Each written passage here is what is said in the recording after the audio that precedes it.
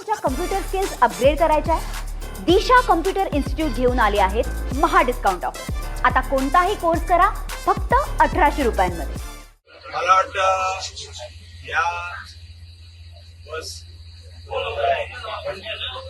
हा जवळजवळ मला वाटतं 60 ते 70 वर्षापूर्वी बांधलेला आहे. म्हणजे आम्ही त्यावेळेस लहानपणी शाळेत जायचो तेव्हा ते मला वाटतं त्यावेळेस बांधलं.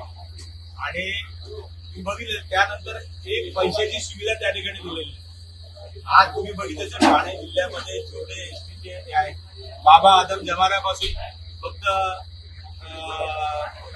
जे सर्व बस स्थानक आहेत त्यांना कुठलीही सुविधा नाही, पिण्याच्या पाण्याची सुविधा नाही.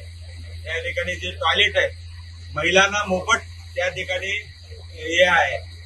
आणि त्या ठिकाणी तो कॉन्ट्रॅक्टर जे स्वच्छतागृह आहे त्या ह्याच्यामधला कॉन्ट्रॅक्टर महिलांकडून पैसे घेतो आणि हे झोपलेले इथले मॅनेजर.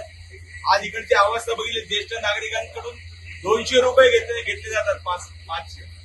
आणि ते ऍक्च्युली तसं बघितलं तर फ्री आहे. तुम्ही ऑनलाईन करा ना. तुम्ही मला जर हे जमत नसेल तर किती वेळ लागतो त्याला? आधार कार्डची प्रोसिजर पण तुम्हाला माहिती आहे.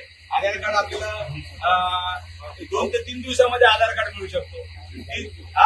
3 महिने झाले त्या ठिकाणी नागरिक लाईन लावून तिथे उभे आहेत. तिथे पिण्याच्या पाण्याची सोय नाही, बसायची सोय नाही, पंख्याची सोय नाही, तिथे टॉयलेट नाहीये.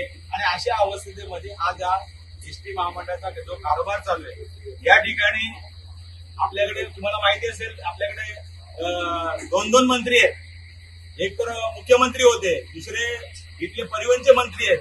त्यांना टेस्ला गाडी पुराविराला घ्यायला त्यांना हे आहे, टेस्ला गाडीसाठी आहे. पण एसटी महामंडळासाठी ज्या काही सुविधा द्यायसाठी त्यांना तेवढा वेळ नाहीये, कारण ते मोठ्या ह्याच्यामध्ये कामामध्ये व्यस्त आहेत.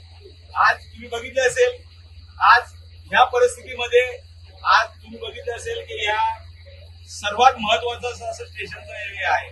या ठिकाणी त्यांनी काहीतरी मला वाटतं एक 3 ते 4 वर्षापूर्वी भूमिगत पार्किंगचा प्रपोजल या ठिकाणी मंजूर केलं होतं. आणि ते सुद्धा अजून त्याचा काय नाही. या परिवहनच्या बसेस ह्या वरती तिकडे पार्किंगला लावतात. इकडे झाल्यानंतर साठीच वरती. आज परिवहनच्या आमच्या डेपोला इथे पार्किंगसाठी जागा सुद्धा नाहीये. साठीच वरती पूर्णपणे लाईन लागलेली असते.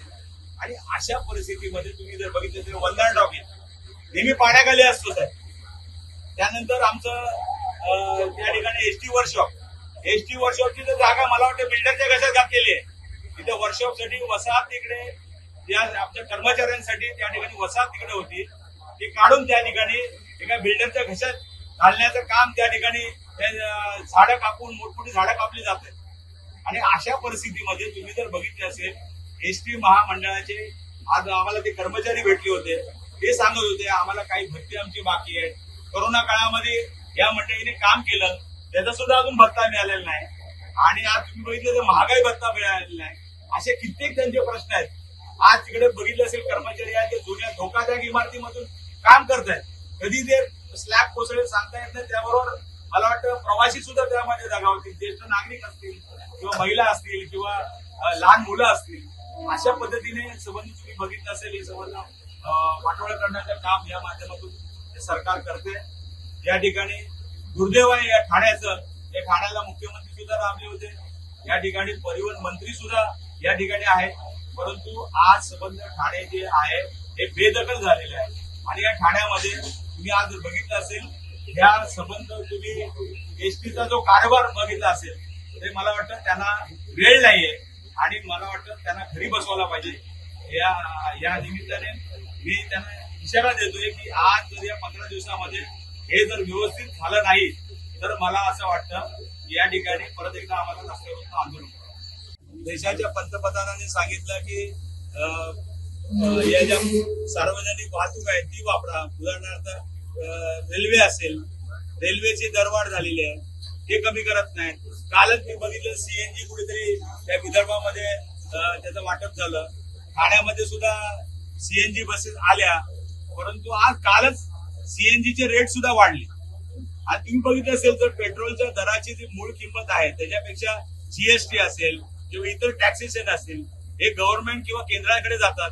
त्यातले जर पैसे मला वाटतं हे करून ह्या प्रवाशांना जर सुविधा देण्याचा प्रयत्न केला तर मला वाटतं नक्कीच त्यातून मार्ग निघेल, परंतु त्यांना मार्ग काढायचा नाही, कारण त्यांना दौरे करायचे, हे सर्व पैशाची उधळपट्टी करायची, त्यामुळे सर्वसामान्य नागरिकांसाठी त्यांना वेळ नाही आणि सर्वसामान्यांना दिलासा देणारा जे काही निर्णय आहेत ते घेण्यासाठी सुद्धा त्यांच्याकडे वेळ नाही आणि म्हणून हे सरकारला मला वाटतं खाली खेचण्याची गरज आहे. मला तुमच्या कम्प्युटर स्किल्स अपग्रेड करायच्या आहे? दिशा कम्प्युटर इन्स्टिट्यूट घेऊन आले आहेत महा डिस्काउंट ऑफर. आता कोणताही कोर्स करा फक्त 1800 रुपयांमध्ये.